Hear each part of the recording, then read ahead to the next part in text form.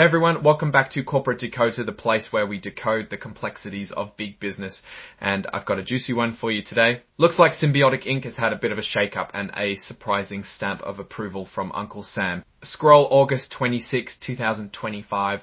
Symbotic Inc. scroll stay. So what's the big news from Symbotic Inc. in their latest reports? Well, it seems they've added a new member to their big boss committee, their board of directors. But that's not all. They also got some really good news from the government that could be a huge relief. Scroll Symbotic Inc.'s SAC name of registrant as specified in its charter. Scroll let's start with the leadership change. Symbotic Inc. decided to expand its board of directors, adding a 9th member. And who did they pick? They brought in Andrew Ross. Now, Andrew Ross is a pretty seasoned guy. He's currently the president of Parker Hannifin Corporation, a major player in motion and control technologies. Before that, he was the chief operating officer there. He's got a long history with Parker Hannifin starting way back in 1998, and he's held some pretty important roles, like running their fluid connectors group and their engineered materials group. He's got a solid education too, with degrees from the University of St. Francis, Case Western Reserve University of Michigan. Now, for his new gig as a director at Symbotic, Ross will be paid according to the company's standard plan for its directors who aren't full-time employees. This means he'll get a retainer, which is like a regular payment for being on the board and for any committees he joins. All the details about how much these directors get paid are laid out in the company's proxy statement, which is a document they filed back in January. They're also making sure he's protected by signing an indemnification agreement. Think of it as a safety net, so if any legal issues pop up relating to his director duties, the company will help cover him. This agreement is pretty standard, and you can find its exact form in their annual report from last year filed in December.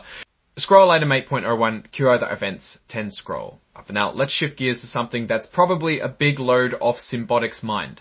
On August 7th, the US Securities and Exchange Commission, or the SEC, told the company that they've wrapped up their investigation, and the best part, the SEC said they don't plan to take any action against Symbotic. This investigation was a pretty big deal. It was looking into some alleged violations, specifically a rule called Rule 21F17, and also the company's restatement of its revenue from 2024.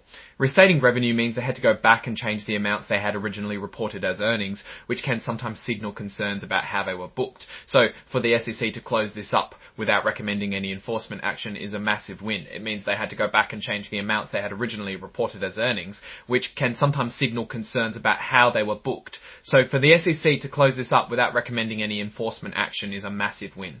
It means they're essentially saying Symbotic's explanations and corrections were satisfactory, and they're moving on. This kind of news can really boost investor confidence because it removes a major cloud of uncertainty hanging over the company.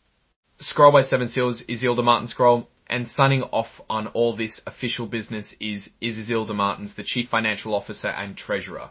This report is officially filed on August 27th, 2025. So what's my take on all of this? Symbotic Inc. seems to be navigating some pretty significant events. The addition of Andrew Ross to the board brings in someone with extensive operational experience from a well-established industrial company. That's generally a positive sign, suggesting they're looking to strengthen their leadership with practical business know-how. The SEC investigation closing without action is undeniably the headline here. It removes a significant potential risk for the company and its shareholders. Investors often get nervous when companies are under SEC scrutiny, especially concerning financial reporting. Clearing this hurdle can lead to increased investor confidence and potentially a more stable stock performance. Looking forward, Symbotic's direction seems to be leaning towards strengthening its governance and clearing any regulatory or financial reporting clouds. The focus now will likely be on executing their business strategy and demonstrating consistent financials evolve.